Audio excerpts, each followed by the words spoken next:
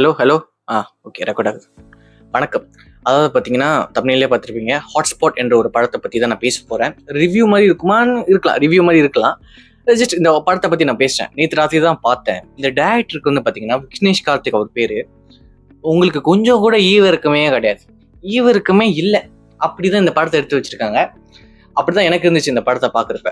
நான் நினைச்சேன், சரி ஓகே இந்த படத்தை பார்த்துட்டு அப்படியே ஜாலியாக அதை பற்றி பேசலாம் அப்படின்னு நேற்று ராத்திரி நினைச்சேன். பார்த்தா பார்ட் 4 பார்த்த அப்புறம் என்னால் பேச முடியல, அப்படியே போய் தூங்க போயிட்டேன்.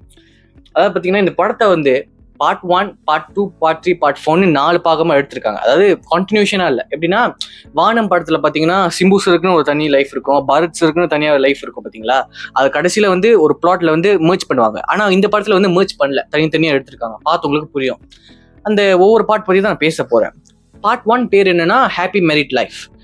இந்த பாட்டை நான் பார்த்து முடிச்சிட்ட அப்புறம் ஒரு ஆம்பளையா நான் ஃபர்ஸ்ட் டைம் ரொம்ப அசிங்கமாக ஃபீல் பண்ணேன்.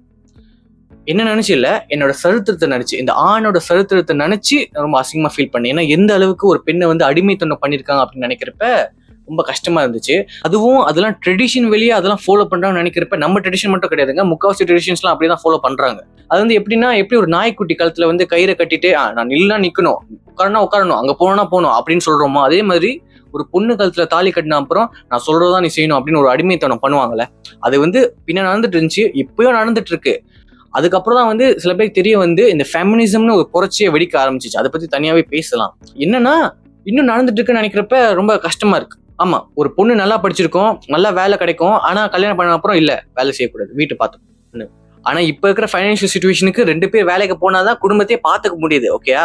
ஸோ அது வேற கதை. பட் என்ன ரிசம்பிள் பண்ணிருப்பாங்கன்னா, காலகாலமா ஒரு பெண்ணை வந்து எந்த அளவுக்கு ஒரு எப்படி சொல்றது, ஒரு மென்டல் டார்ச்சர்னு சொல்ல முடியாது. ஒரு அது ஒரு இதுங்க. அது வந்து அது எனக்கு சொல்ல தெரியலங்க, அது எனக்கு சொல்ல தெரியல. பாத்தீங்கன்னா, ரொம்ப ஈஸியா சொல்லணும்னா, நான் அவங்க இடத்துல இருந்து பாக்குறப்ப, அதாவது இப்ப நான் கல்யாணம் பண்ணிட்டு நான் ஒரு மருமகளை நான் ஃபீல் பண்றேன். அது மருமகளை நாமளதான். இப்ப நான் கல்யாணம் பண்ணிட்டு நான் இன்னொருத்தவங்க வீட்டுல போயிட்டு வாழ்றேன் அப்படின்னு நினைக்கிறப்ப, நான் என்னதெல்லாம் நான் ஃபேஸ் பண்ணுவேன்னு நான் அவங்க பெர்ஸ்பெக்டிவ்ல இருந்து பாக்குறப்ப, அது எனக்கு வந்து ஒரு மென்டல் டார்ச்சர் மாதிரி இருந்துச்சு. Mental torture is not the correct word, but ஒரு மாதிரி ஒரு ப்ராப்ளமா இருந்துச்சு. அது வந்து மென்டலி வந்து என்னால் அக்செப்ட் பண்ண முடியாது. நிறைய விஷயத்துக்கு நான் அடாப்ட் பண்ணணும். அப்புறம் மாமனார் எல்லாம் குறை கண்டுபிடிப்பாங்க. அந்த குறையெல்லாம் நம்ம திருத்திக்கிட்டு நம்ம அடாப்ட் பண்ணி நம்மளே மாத்திக்கிட்டு நம்ம வாழணும்.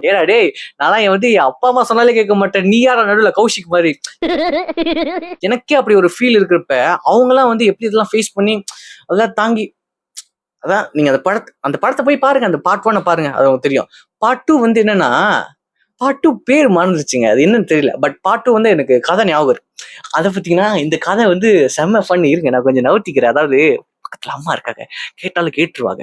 ஸோ கொஞ்சம் உங்களுக்கு கேட்குற மாதிரி நான் சொல்றேன், ஓகேயா? என்னன்னா, அந்த பொண்ணு வந்து அவ அப்பா அம்மா கிட்ட போயிட்டு சொல்ல போறேன், இந்த மாதிரி நான் ஒரு பையனை லவ் பண்ண போறேன். ஆனா அந்த பொண்ணுக்கு தெரிஞ்சிருக்கு, நம்ம சொன்னா ஏத்துக்க மாட்டாங்க, ஸோ நம்ம வேற ஏதாவது பண்ணணும் அப்படின்னு ஒரு பிளான் போட்டிருக்கா. அதுக்கு அவ என்ன சொல்றா, அப்பா அம்மா ஐம் லெஸ்பியன் அப்படின்னு சொல்றோம். அம்மா அப்பா வந்து முழிக்கிறாங்க. எது லெஸ்பியனா? இது நாகார்ஜுனாவா? எது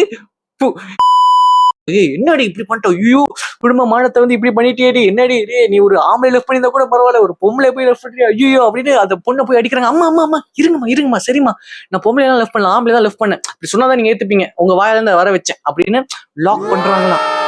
என்னன்னா, நான் யோசிச்சேன், இதுவே நான் ஒரு பொண்ணை லவ் பண்றேன், அது நான் வந்து என் அப்பா அம்மா கிட்ட சொன்னா அவங்க ஏத்துக்க மாட்டாங்க அப்படின்னு தெரிஞ்சு அவங்க கிட்ட போயிட்டு இப்படி சொல்றேன், அப்பா அம்மா ஐ எம் கே அப்படின்னு நான் சொல்றேன்னு வச்சுக்கோங்களேன், திட்டலாம் மாட்டாங்க, கலாய்ப்பாங்க. எங்க அம்மா எல்லாம் இப்படி கலாய்ப்பாங்க, ஏண்டா அனுஷ்கா ஐஸ்வர்யா ராய் எல்லாம் சன் மியூசிக்ல வந்துட்டா தட்டுல சோறு இருக்கா, கருப்பாம்பூச்சி இருக்கா, பள்ளி இருக்கான்னு தெரியாமலே சாப்பிட்டுட்டு இருப்பியடா, அப்படி உத்து பாப்பியடா, என்னடா இப்படி ஒரு குண்டா போடுற அப்படின்னு எங்க அம்மா கேட்பாங்க. அப்புறம் எங்க அப்பா, எனக்கு தெரியும், இதெல்லாம் நல்லாவே தெரியும், அவன் வந்து நான்லாம் என் காலேஜ் டைம்ல வந்து ஹாஸ்டல்ல வந்து சில்க் சிமிதா போட்டோ ஒட்டி வச்சிருப்பேன், இவன் என்னன்னா அவன் ஹாஸ்டல்ல வந்து விஜய் போட்டோல ஒட்டி வச்சிருக்கான், எனக்கு தெரியும் அப்படின்னு எங்க அப்பா என்ன கலாய்ப்பாங்க. அதெல்லாம் ஏத்துக்கிறதுக்கெல்லாம் நம்மளுக்கு அந்த மன தைரியம் இல்லை. அதனால வந்து இந்த டெக்னிக்லாம் வந்து ரியல் லைஃப்ல வந்து அப்ளை பண்ண முடியாது ப்ரோ. சரி ஓகே, விஷயத்துக்கு வரேன். கதை எப்படி போகும்னா, அந்த பொண்ணுக்கு தெரிய வருது இந்த பையன் வேற யாருமே கிடையாது, என்னோட பெரியப்பா பையன், இது வந்து சித்தப்பா பொண்ணு. ஸோ 2 பேரும் அண்ணன் தங்கச்சி அப்படின்னு ஒரு உண்மை வந்து 2 பேருக்கும் தெரிய வர்றப்ப 2 பேருக்கும் ஷாக்கு. இப்போ வந்து கதை வந்து 2 பேரும் வந்து இவ்வளோ வருஷம் லவ் பண்ணியிருக்காங்க, ஒன்னா இருந்திருக்காங்க, இதுக்கப்புறம் வந்து அவங்க கல்யாணம் பண்ணிப்பாங்களா, கல்யாணம் பண்ணிக்க மாட்டாங்களா, இல்ல சூசைட் பண்ணிக்க போறாங்களா அப்படின்னு அந்த கதையே போகும். ஆக்சுவலி பாத்தீங்கன்னா இந்த மாதிரி விஷயம் நடந்திருக்கு. ரொம்ப ரேரா நடக்கும். ஓகே, அது ரொம்ப ரேரான பாசிபிலிட்டி, பட் நடந்திருக்கு. ஒரு கப்பல் வந்து அந்த பையனோட அம்மாவை பார்க்க போயிருக்காங்க. அந்த அம்மா வந்து ஒரு குண்டு எழுதி போடுறாங்க. இல்லப்பா நீங்க 2 பேரும் அண்ணன் தங்கச்சிப்பா அப்படின்னு சொல்லியிருக்காங்க. 2 பேரும் ஷாக். பட் ஸ்டில் கல்யாணம் பண்ணிக்கிட்டாங்க. ஏன்னா இல்ல இது வந்து என்னோட அடாப்டட் சன்னு தான், பயாலஜிக்கல் சன்னு கிடையாது அப்படின்னு கதையை மாத்திட்டாங்க.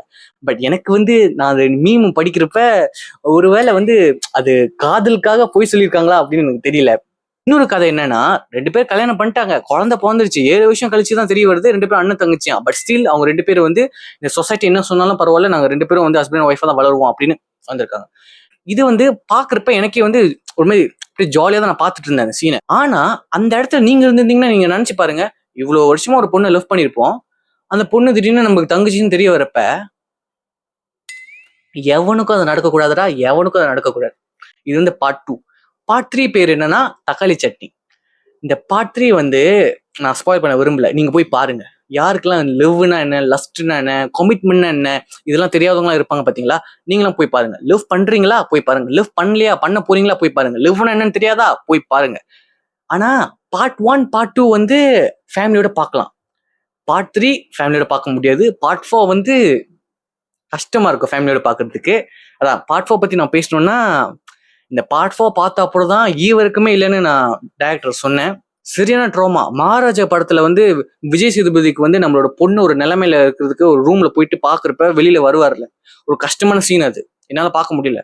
அந்த ட்ரோமால இருந்து நான் வெளியே வந்து திருப்பி ஒரு ட்ரோமாக்குள்ள போயிருக்கேன்னா இந்த பார்ட் 4 நான் பாக்குறப்ப 30 நிமிஷம் தான் எடுத்திருப்பாங்க. நல்ல வேளை ஒரு படமா எடுக்கல அந்த பார்ட் 4 மட்டும்.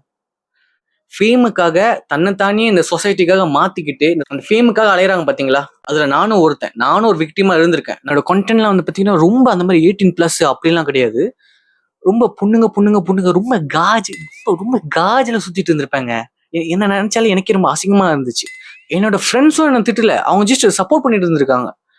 Thanks for support. இல்லன்னு சொல்ல. எஸ், அவங்க சப்போர்ட் பண்ணிட்டு இருந்திருக்காங்க. பட் சொல்லியிருக்கலாமே, இல்ல நீ இந்த மாதிரி கண்டென்ட்லாம் போடுக்க ரொம்ப இது வந்து இந்த மாதிரி சின்ன பசங்கலாம் பார்த்தா வந்து இதாயிரும். மேபி அவங்க இப்படி நினைச்சிருப்பாங்க. நான் அவங்களே தப்பு சொல்ல முடியாது. எங்க அவங்க என்கிட்ட சொன்னாங்க, நான் இப்படி நினைச்சிருப்பேன். ஓ, நம்ம வீடியோ போடுறது இவனுக்கு பிடிக்கலையோ அப்படின்னு நான் நினைச்சிட்டு இருந்திருப்பேன். கரெக்ட். நான் என் ஃப்ரெண்ட்ஸ் கிட்ட நான் கேட்டேன், என்னடா இந்த மாதிரிலாம் நான் கண்டென்ட் போட்டிருக்கேன், எவனுமே வந்து என்கிட்ட எதுவுமே சொல்லி அப்படின்னு நினைச்சேன். இல்ல மச்சான், எங்களுக்குலாம் ஓகே தான் இருந்துச்சுன்னு சில பேர் சொல்றப்பதான் எனக்கே தெரிய வந்துச்சு. ஓகே, இவனுங்க இந்த சரௌண்டிங்ல நமக்கு இருக்கிறதுனால தான் வந்து நம்மளுக்கு எது சரி எது தப்புன்னு அனலைஸ் பண்ணாமலே இந்த கண்டென்ட்லாம் போட்டுட்டு இருந்தேன். சும்மா அந்த ஜோக் வந்து ஃபன்னியா இருந்தா மட்டும் போதும், டபுள் மீனிங் இருந்தா மட்டும் போதும், மக்களை சிரிக்க வச்சா மட்டும் போதும். அது வந்து இது சரி இது தப்புன்னு தெரியாம போட்டுட்டு இருந்தேன் வீடியோஸ். ஒரு கட்டத்துக்கு அப்புறம் எனக்கே தெரிய வந்துச்சு. அதனால தான் நான் வீடியோ போடுறது நிப்பாட்டிடுறேன் இன்ஸ்டாகிராமே டிக்டாக்லயும். நான் வந்து இந்த ஃபேம் கேம்ல வந்து வேற பெர்ஸ்பெக்டிவ்ஸ் நான் சொல்லியிருப்பேன். பட் இந்த படத்துல வந்து வேற பெர்ஸ்பெக்டிவ்ஸ் வந்து இதை காமிச்சிருப்பாங்க. மனசுக்கு ரொம்ப அழுத்தமா ரொம்ப பாரமா இருந்துச்சு இந்த பார்ட் 4 பாக்குறப்ப. நல்லா வீக்கெண்ட்ல ஃப்ரீயா இருக்கிறப்ப டென்ஷன் இல்லாம இந்த படத்தை போய் பாருங்க. மைண்ட்ல ரொம்ப ப்ரெஷர் அதிகமா இருந்துச்சுன்னா, ஹெட்டுக்கு அதிகமா இருந்துச்சுன்னா இந்த படத்தை போய் பாத்துறாதீங்க. முக்கியமா இந்த பார்ட் 4 பாத்துறாதீங்க. உங்களுக்கு மனசு வந்து அப்புறம் ஏதாவது ஆச்சுன்னா அதுக்கு நான் கேரண்டி கிடையாது. நான் இப்பயே சொல்லிட்டேன். என்னமா எடுத்து வச்சிருக்காங்க. என்ன சோகமான விஷயம்னா இந்த படம் வந்து ஃப்ளாப்பா. இந்த படத்துக்கு வந்து நிறைய அங்கீகாரம் கிடைக்க வேண்டிய ஒரு படம்ங்க. ஏன்னா இப்ப இருக்கிற இந்த கரண்ட் மினிட் இந்த சொசைட்டிக்கு வந்து தேவையான ஒரு படம். இந்த சோஷியல் மெசேஜ்னு ஒன்று இருக்குல்ல, அது பூமரா காட்டாம ரியாலிட்டியா காமிச்சிருப்பாங்க. ஏன்னா இந்த படம் ஃபுல்லாவே பார்ட் 1 பார்ட் 2 பார்ட் 3 பார்ட் 4 வந்து இந்த மனிதர்களோட வந்து ஷேம்ஃபுல்னஸை காமிச்சிருப்பாங்க. அந்த அசிங்கத்தனத்தை காமிச்சிருப்பாங்க. அசிங்கத்தனம்னா விஷுவலா காமிச்சிருக்க மாட்டாங்க. நம்மளோட நார்ம்ஸ், அதாவது நம்மளோட சொசைட்டல் நார்ம்ஸ்னு ஒன்று இருக்குல்ல, நம்ம சொசைட்டில இதெல்லாம் நடக்குதா அப்படின்னு நினைக்கிறப்ப இந்த சொசைட்டில வாழ்றதுக்கு எனக்கே கூச்சமா இருக்கு. ஸோ இந்த படத்தை பார்த்தீங்கன்னா உங்களுக்கும் புரியும். ஸ்கூல் ஸ்டூடெண்ட்ஸ் பார்த்துட்டு இருந்தீங்கன்னா நீங்களும் பார்க்க வேண்டிய ஒரு படம் தான். ஃபேமிலியோட பார்க்காதீங்க. ஃபேமிலியோட பார்க்கறதுக்கு கொஞ்சம் கூச்சமா இருக்கும் சில சீன்ஸ்லாம். அந்த மாதிரிலாம் சீன்ஸ்லாம் கிடையாதுங்க.